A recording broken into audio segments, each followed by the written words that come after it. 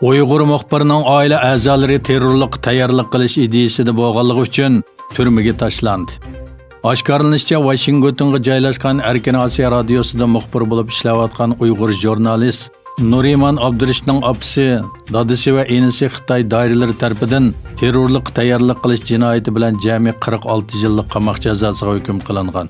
Ularning 2017-yili avval jazo lageriga orqadan turmaga qamalganligini aytgan muxbir Nuriman Abdurishid Turkiya boshchiligida Birlashgan Davlatlar Tashkiloti va xalqaro jamiyatning oila a'zolarining qo'yib berilishi uchun harakatga o'tishini talab qildi.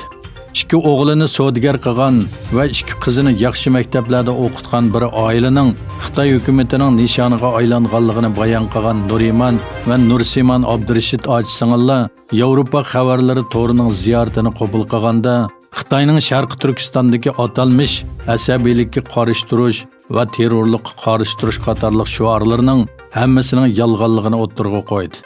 Nursiman Abdurishid mundaq dedi: Dadam Abdurishid To'xti 2017-yili 12-oyning 13-kuni 16 yil 11 oylik qamoq jazosiga hukm qilingan. Apam Tojigul Qodirga shu kuni 13 yillik qamoq jazosi berilgan. Inim Muhammad Aliga 2017-yili 8-oyning 20-kuni terrorlik faoliyatlarga tayyorlik qilish jinoyati bilan 15 yil 11 oylik qamoq jazosi berilgan.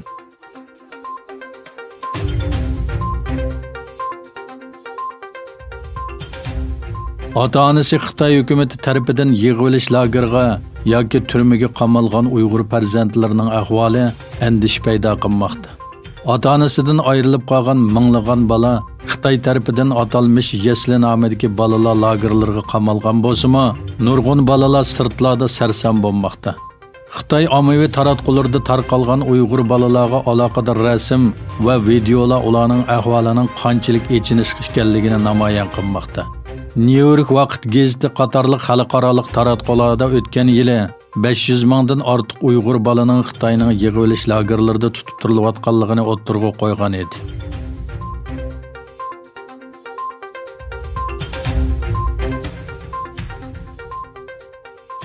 Al Jazeera gazeti to'rining 18-iyundagi xabariga qaraganda, Aljeriya futbol cho'lpini Sofyan Pingoli o'zining Turkiya futbol mayri Mas'ud O'zil boshchiligidagi Dunyo tantarbiya cho'lponlar komandasiga qo'shilganligini va Uyg'ur musulmonlarini qo'llaganligini e'lon qilgan.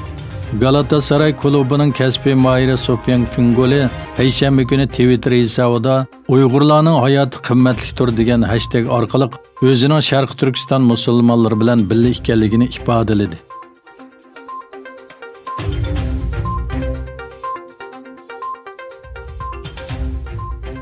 Xitoyning yuqori darajali qonun chiqarish organi bo'lgan Mamlakatli xalq qurultiyi Hong Kongda yo'lga qo'yilgan davlat bexatarlik qonuniga asosan rayonda davlat bexatarlik komiteti qurilganligini e'lon qildi.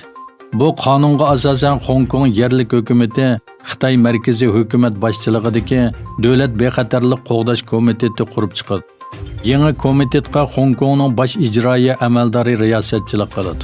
Bu komitet Xitoy markaziy hukumati tayinlagan davlat bexatarlik maslahatchisini o'z ichiga oladi. Shuning bilan bir vaqtda alayda delolardan boshqa Hong Kong sotlari bu qonunga munosabatlik boshqa jinoyat delolarini bartaraf qiladi. Bu qonun Xitoy markaziy hukumatini og'dirishga urinish, to'polon, xiyonatchilik, terrorlik va davlat bexatarligiga ziyon yetkazadigan harakat va faoliyatlarni cheklashni o'z ichiga oladi. Yevropa parlamenti Hong Kong davlat bexatarlik qonunini qattiq aybladi.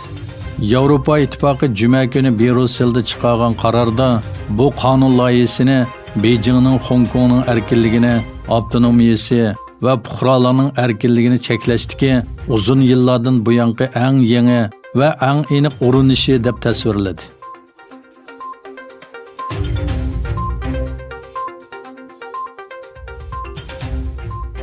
Xitoy taftish mahkamasi jasuslik jinoyati bilan 2018-yilning oxiridan boshlab qo'lga ilingan ikki kanadalik ustidan aybnoma tayyorladi.